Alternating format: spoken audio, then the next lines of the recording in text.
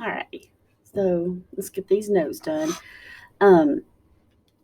First off, we've been talking about this the entire time. It's just, it has a name. There's this thing called the fundamental theorem of algebra, where if you have a cubic, say it's a polynomial and it's the biggest power is x cubed, you're going to have three zeros. Now, it may be the same three zeros, like it might be the one same zero three times, or it might be one real and two imaginaries or whatever, but there's still a place to find three zeros. So, like going into example one, how many solutions does this equation have? Well, it's definitely three.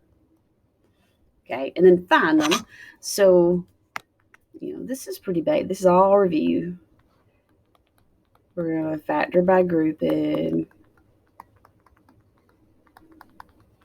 Take out that x plus 3.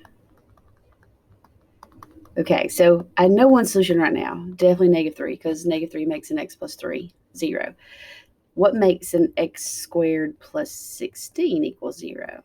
Well, you can't factor it. It's the sum of two squares.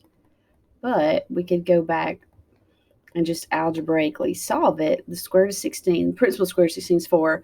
The square of that negative, where the I comes from. So I get two different zeros, positive 4i and negative 4i, that weren't already there. And that's all three of them, so I know I'm good. Okay. This one, let's see, we could factor out the greatest common factor.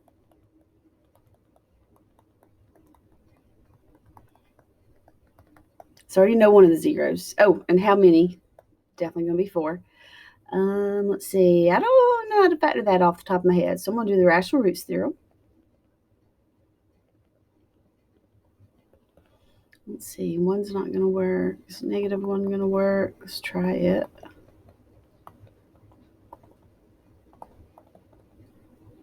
No. Let's see if 2 works. No. Let's see if negative 2 works.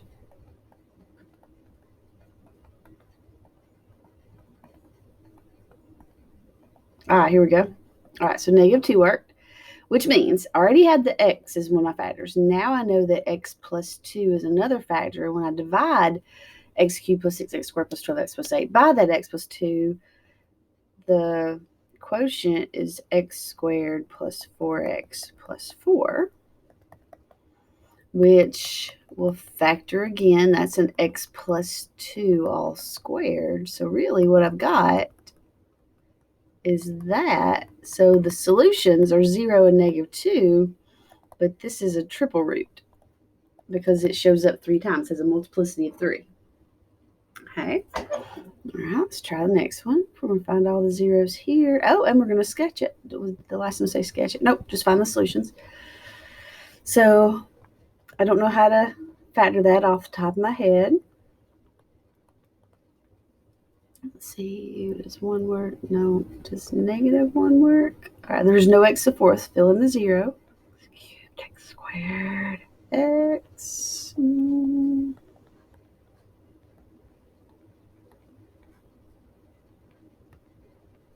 Oh, it did. Okay. So f of x, negative 1 works. So I can put an x plus 1 as a factor. Here's what's left over.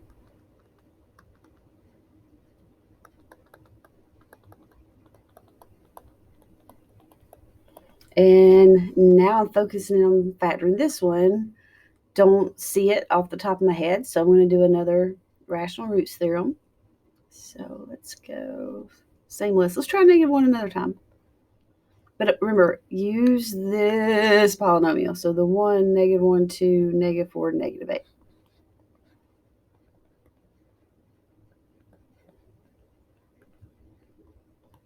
Ooh, it worked again. Okay, so now I have an x plus 1 from the first time. Here comes another x plus 1 factor. So now I have an x plus 1 all squared with this left over.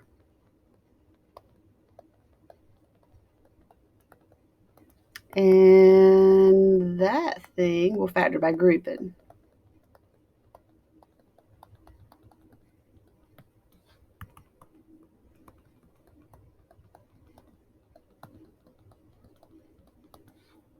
Okay, so find all the zeros. Definitely negative 1 and positive 2. Negative 1 had a multiplicity of 2, or I call it a double zero. What makes x squared plus 4 0? Well, that's plus or minus 2i. And going in, it was a quintic, so to the fifth power. It's a polynomial of degree 5. 1, 2, 3, 4, 5. There's all 5 of them. And then we've got to sketch it, which again, remember, your y value is not that important. So let's just do, it's going to have x-intercepts at negative 1 and 2. Those imaginaries can't be graphed on a coordinate plane, so we don't worry about those. And then you go back and look. Well, actually, there are two things we need to look at. Our leading terms x to the fifth, that means as x approaches infinity, f of x approaches positive infinity. And then the 2 came from right here where it's an odd power. So we're going to go across the x-axis, come back and hit, hang on, this little, hit negative 1. The negative 1 came from a factor that's got an even power. So it's going to turn around and come back down. Checking my end behaviors as x approaches negative infinity. Yes, I should have been approaching negative infinity. So that looks good. But I don't know if you've noticed or not. See how you had 2i and negative 2i. Did this one? That one didn't have any imaginary. 4i and negative 4i. If you get imaginary zeros or imaginary roots or however it is you're going to say it, the imaginaries come from when you get down to a quadratic and you do the quadratic formula, you get something plus or minus some negative number under square root all over something. There's always 2 answers if you have a negative under that square root, because it's going to be something plus the square root all over a number or something minus that square root all over a number. Like you can't have, well, let's say this. Say you got 2/3 plus 5/3 I guarantee you 2/3 minus 5/3 I is a 0 also. Because algebraically, you can't have one exist without the other. And it works for irrationals too. Like something plus or minus a square root of a positive number over something. So if you get 3 plus the square root of 2 is an answer, I guarantee you 3 minus square root of 2 is an answer. And those two-termed expressions like that, if the only thing that changes is that middle sign, we call those conjugates. So they occur in conjugate pairs, irrationals and imaginaries too. So here's kind of where we're going with this. Is given the zeros include all the following. Okay, so you can have a 3 all by itself. 3 can exist. Negative 3 does not have to. Those are roots. Negative 5 can be a 0 all by itself. But when you get to the square root of 3, that's an irrational number. Irrational numbers have to occur in conjugate pairs when we're talking about roots and zeros. That's like a 0 plus root 3. Well, if you've been doing the quadratic formula, there would have been a 0 plus or minus root 3. So if square root of 3 shows up, oops, its conjugate shows up. So there's one. That's an extra. Okay.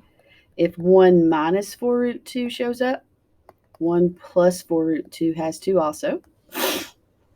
Okay, we've worked our way to there. If negative 5i is a 0, positive 5i also a 0.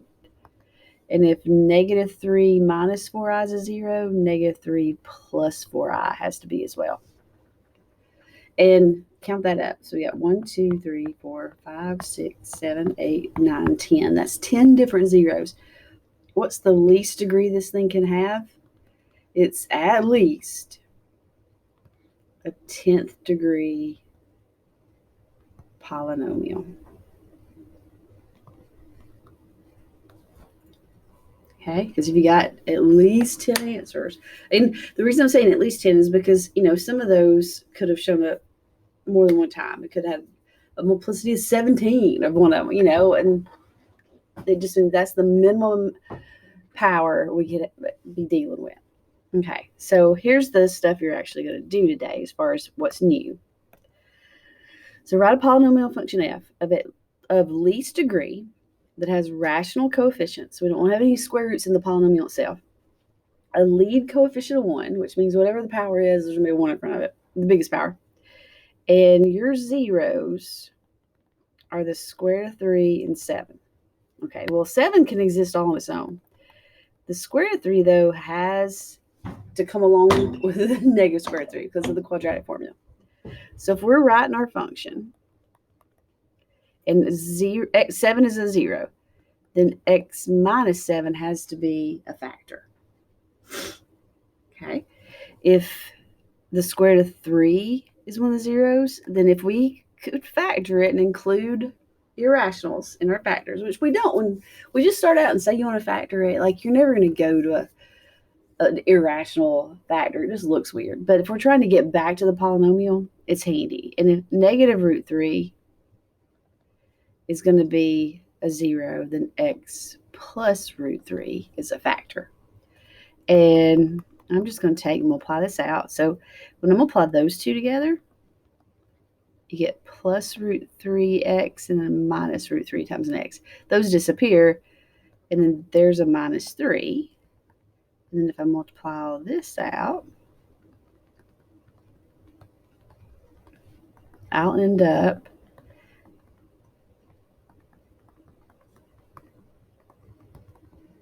with that function right there. So now if we know what the roots end up being, we know where it came from.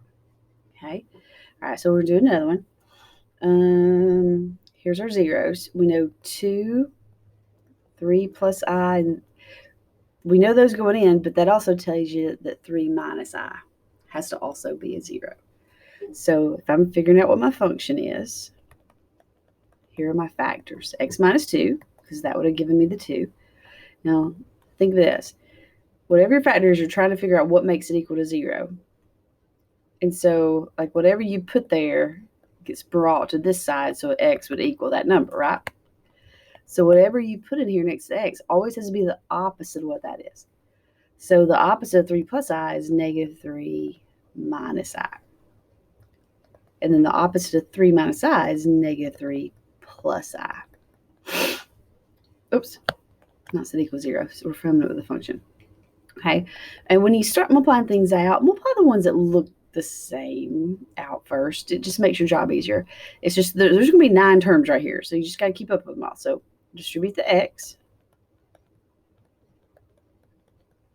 distribute the negative 3, distribute the negative I. Okay, so we get to there. See if you can go through there and find like xi positive, xi negative. Those will go away. Negative 3i and positive 3i. Those will go away. If they don't, you did something wrong. Negative 3x minus 3 more x. There's a negative 6x. We still have that positive 9 and a minus I squared. Which remember, I squared is negative 1. So that turns to plus 1.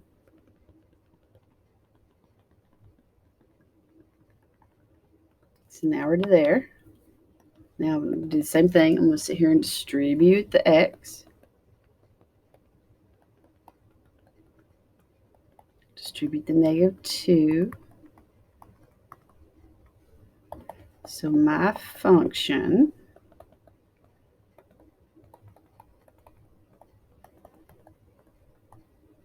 has to be that.